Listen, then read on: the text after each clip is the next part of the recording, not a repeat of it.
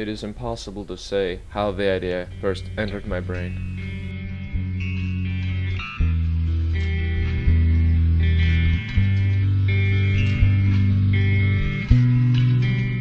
After all, I loved the old man. He had never wronged me. He had money, as did I, so that was not the reason. Kindness was a word you could use often when describing him, and he was always helpful around the house.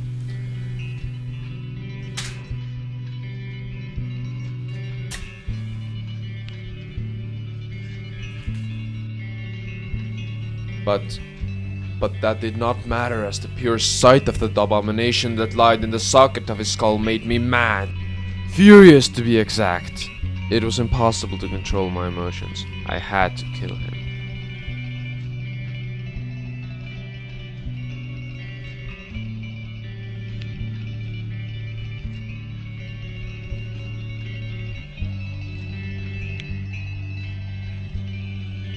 The week when it all happened, he didn't suspect a thing. I was a good friend, even more helpful than usual. Before you called me out of my mind, could an insane person come up with a plan so clever, so perfect?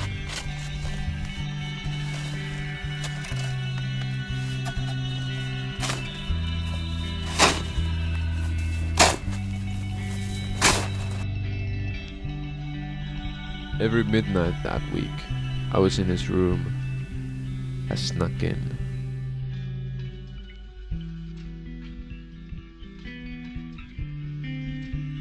First up the stairs.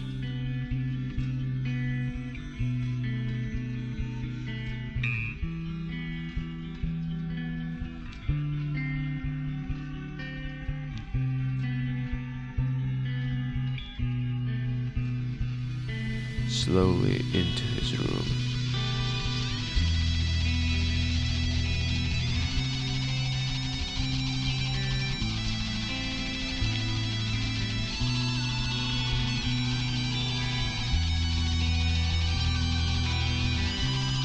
And then I waited, when the time was right.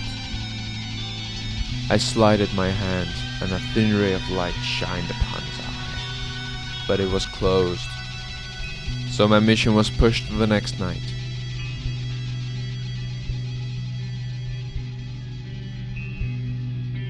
And then again, and again. I kept returning for 7 nights in a row.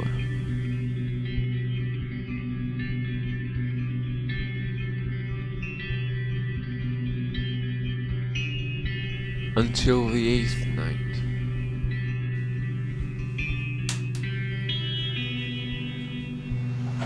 You may think that I drew back, but no. His room was pitch black, so the thick darkness kept me in his covering embrace. "Who's there?" he yelled. I remained silent. For a whole hour, not a single muscle in my body constrained. The room was quickly filling with the old man's heartbeats. They grew louder, louder. I resolved to open a very, very little crevice in the torch. A single dim ray, like a thread of a spiderweb, found its way to the vulture's eye. It was wide open, and I grew furious as I gazed upon it. My patience broke. The old man knew his hour had come, and so it had.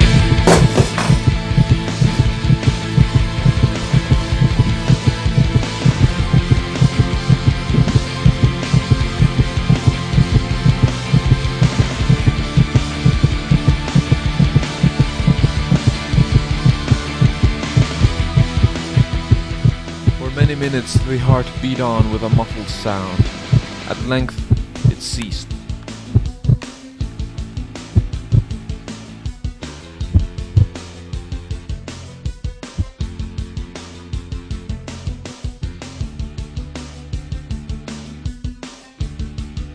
There was no pulsation. His eye would trouble me no more.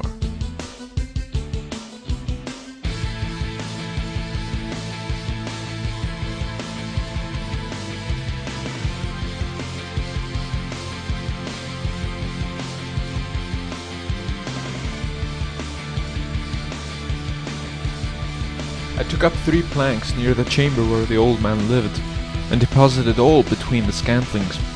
I replaced the boards like a true craftsman. When I finished, there was nothing to wash out. I had been too wary for that.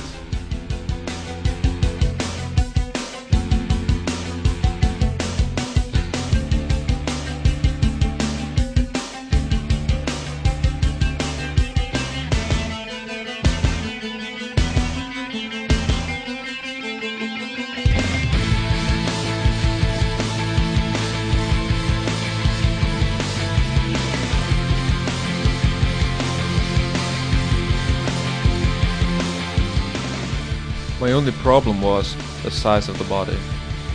Dealing with that, it's not quite a job for the faint-hearted.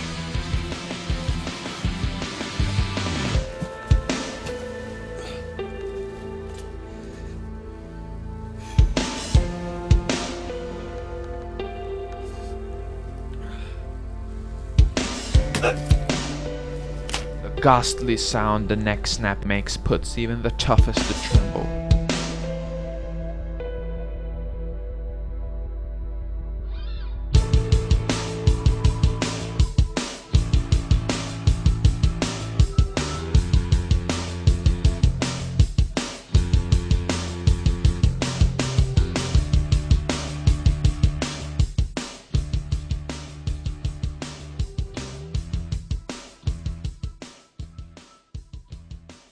The clock neared 4 a.m. when I finished, but the knocking behind the door took away my rest.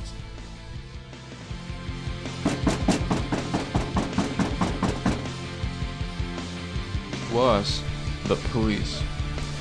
They had information about a shriek during the night, so they wanted to search the premises.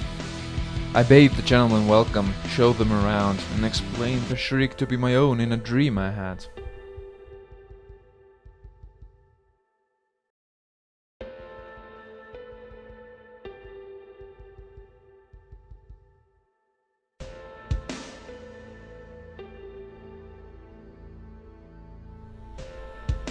I showed them everything, without any fear.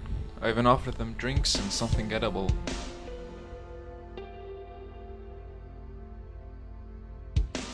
Finally, I led them to the old man's chamber. They saw that everything was intact, and they started chatting about daily things. They were completely pleased with everything I told them.